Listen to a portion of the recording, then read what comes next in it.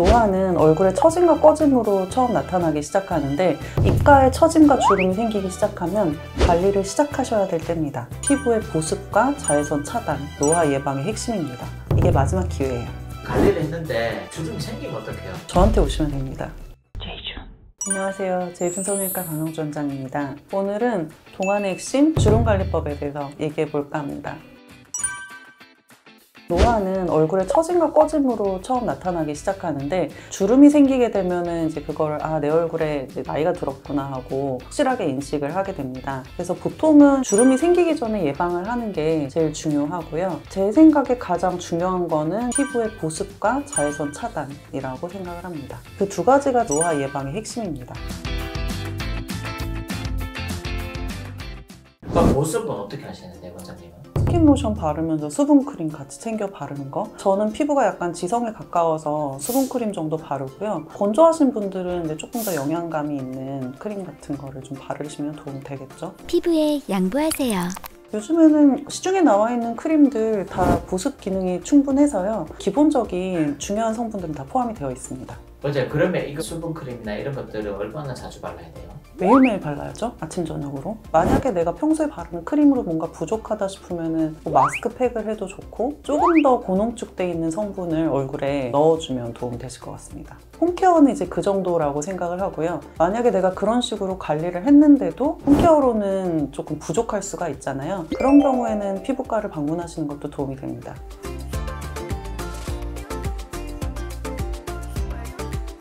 원장님도 피부과 시술 받는 게 있으세요? 제가 이제 주기적으로 꼭 받는 게 있는데요. 표정주름으로 인해서 생기는 이제 미간의 보톡스를 30대 초중반부터 꾸준히 맞고 있습니다. 저 같은 경우는 인상을 쓰는지 자꾸 이제 여기가 불룩해지는 거예요. 그리고 인상을 썼을 때 이제 좀 예민해 보이고 그런 것들이 있어가지고 미간에는 보톡스가 풀리면 꾸준히 이제 맞고 있고, 잘 웃으시는 분들은 사실 눈가에 주름 생기는 경우가 많거든요. 그런 경우에 이제 눈가 보톡스를 맞는 경우도 있죠. 그리고 젊은 나이에 보톡스 맞는 경우는 사실 이마를 좀 많이 써가지고 이마에 주름이 잡혀 있다거나 그런 경우에 이제 주름이 더 생기는 걸 예방하기 위해서 보톡스를 맞기도 하고요. 원장님들 보톡스는 되게 추천 많이 하시네요.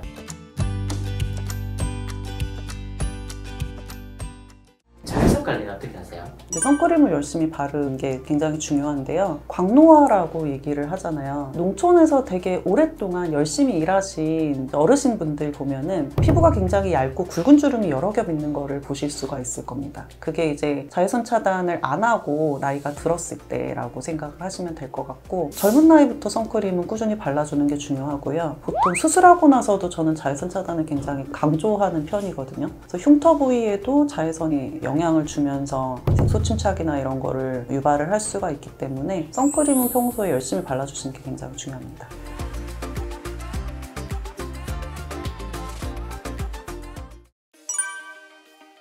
원장님, 그러면 이렇게 관리를 했는데 주름이 생기면 어떡해요? 그러면 이제 저한테 오시면 됩니다. 원장님한테 이제 주름이 생기면 이제 가는 거예요? 성형외과는 이제 문제가 생긴 거를 해결하는 게 전문이거든요. 노화가 진행되는 순서대로 말씀드리면요. 첫 번째로 주름이 살짝 보이기 시작한다면 실리프팅을 먼저 생각해 볼 수가 있습니다. 만약에 그런 시술조차 좀 무섭다 싶으면은 울세라나 써마지 같은 레이저 장비의 도움을 받는 경우도 있습니다. 두 번째로 주름이 이미 자리를 좀 어느 정도 잡았고 턱선이 무너지기 시작한다고 느끼신다면 미니 거상. 세 번째로 팔자, 마리오네트, 볼살도 처지고 턱선도 무너지고 전반적으로 노화가 진행이 많이 되었다면 안면거상. 팔자나 마리오네트, 얕은 주름 같은 경우에는 안면거상을 하면서 팔자에는 지방이나 필러를 채워준다든지 하는 식으로 볼륨의 재배치를 좀 생각을 해보시면 좋을 것 같습니다. 네 번째로 목도 많이 늘어지고 처져 있다면 목거상을 생각해 보시면 됩니다. 제가 표정주름 말씀드린 것처럼요, 노화랑 관련 없이 이제 이마를 많이 써서 눈 뜨는 게 불편해서 이마에 주름이 많으신 분들이 있거든요. 그런 경우는 사실 연령대 상관없이 이마 리프팅을 추천드리기도 합니다. 저희 병원에서는 네트 리프팅과 내시경 이마 거상을 하고 있습니다. 그 수술에 대해서는 저희 이제 영상이 있으니까 한번 참고해 보세요. 이런 식으로 미니 거상이나 안면 거상 같은 수술은요, 우리가 노화나 중력의 영향을 피할 수가 없기 때문에 노화가 진행되기 이전으로 어느 정도 회복을 시키는 데 목적이 있습니다. 내가 50대, 60대인데 20대의 모습으로 돌아갈 수 있다는 건 아니고요. 한 10살 정도 젊어진 모습으로 되돌릴 수 있게 하는 게 목표입니다.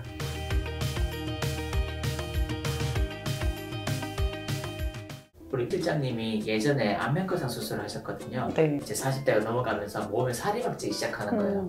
그래서 다이어트를 되게 열심히 하셨더니 살이 처지기 시작하는 거예요. 맞죠. 그게 너무 많이 보여서 네. 안면거상 수술을 하셨거든요. 네. 다이어트를 먼저 하고 안면거상 수술을 해야 될까요? 아니면 안면거상 수술하고 다이어트를 해야 될까요? 이제 다이어트는 사실 꾸준히 하시는 분들이 많기 때문에요. 저는 순서는 크게 의미가 없다고 생각을 하는데 아무래도 다이어트를 하게 되면은 지방의 볼륨이 줄어들게 되잖아요. 그런 차원에서 보면은 이제 다이어트가 끝난 다음에 이제 안면거상을 하는 게 남아있는 피부를 확 당겨 올릴 수 있으니까 이제 좋다고 생각을 하는데 보통 이제 꾸준히 평생 나는 다이어트를 하고 있다 하시는 분들은 사실 시기는 크게 의미는 없는 것 같습니다. 만차졌을 때 안면거상 했는데 혹시 다시 찌면 어떡하나? 다시 찌면 젊어 보이겠죠. 이제 나이가 들면서 얼굴에 살이 찌면은 사실 조금 젊어 보이는 효과가 있거든요. 근데 이제 나이가 들다 보니까 얼굴이나 몸에 살이 쪄 있는 게 싫기 때문에 다이어트를 하게 되거든요. 그러면 이제 필연적으로 약간의 처짐은 어쩔 수 없이 따라온다고 봅니다.